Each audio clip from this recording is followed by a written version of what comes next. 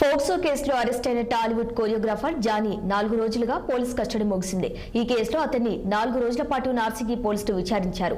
కస్టడీలో జానీపై పోలీసులు ప్రశ్నల వర్షం కురిపించారు. బాధితురాలి స్టేట్మెంట్ ముందుంచి జానీను ప్రశ్నించారు. ఆరోపణ చేసిన యువతితో ఉన్న రిలేషన్ ఏంటి, ఆమెతో పరిచయం ఎలా ఏర్పడింది, ఎన్ని సంవత్సరాలు ఇద్దరు కలిసి పనిచేశారు, ఇలా ఎన్నో ప్రశ్నలు జానీ ముందుంచారు.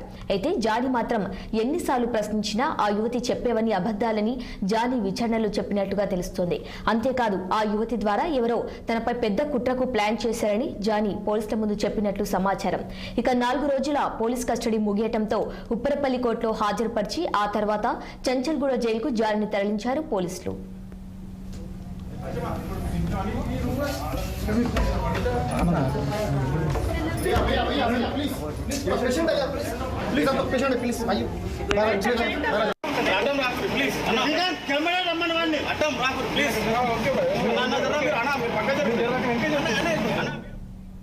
ఫోక్సో కేసులో అరెస్ట్ అయిన టాలీవుడ్ కొరియోగ్రాఫర్ జానీ 4 రోజుల పోలీస్ కస్టడీ ముగిసింది. ఇక ఈ కేసులో అతన్ని 4 రోజుల పాటు నార్సింగి పోలీసులు విచారించారు. ఇక ఇదే అంశానికి సంబంధించి మరింత సమాచారం మా ప్రతినిధి శ్రీనివాస్ అందిస్తారు. శ్రీనివాస్, చెప్పండి. జూనియర్ కొరియోగ్రాఫర్ పై లైంగిక వేధింపుల కేసుతో ఫోక్సో కేసులో అరెస్ట్ అయినటువంటి టాలీవుడ్ కొరియోగ్రాఫర్ జానీ మాస్టర్ ని 4 రోజుల కస్టడీ ముగిసింది.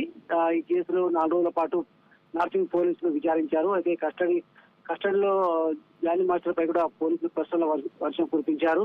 అయితే ఆ బాధితురాలు స్టేట్మెంట్ ని జానీ మాస్టర్ ముందు ఉంచి కూడా ఆయనని ప్రశ్నించారు. అయితే ఆరోపణలు చేసిన యువతితో ఉన్న రిలేషన్షిప్ ఏంటి, ఆమెతో ఎప్పటి నుండి పరిచయం ఏర్పడింది, ఎన్ని సంవత్సరాల నుండి ఇద్దరు కలిసి పనిచేశారు, అలా ప్రశ్నలు మాత్రం జానీ మాస్టర్ ని అడిగే పరిస్థితి. ఈ నేపథ్యంలో కూడా జానీ మాస్టర్ మా ఫ్రెండ్స్ ప్రశ్నించిన ఆ యువత చేసేవన్న పదాలు జానీ మాస్టర్ చెప్పినట్టు తెలుస్తుంది. అదే విధంగా యువతి ద్వారా ఎవరు తనపై పెద్ద ఎత్తున కుట్రకు ప్లాన్ చేశారని కూడా జానీ మాస్టర్ పోలీసుల ముందు చెప్పినట్టు కూడా సమాచారం.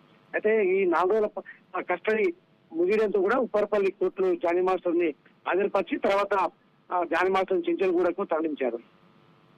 Okay, right Srinivas, thank you.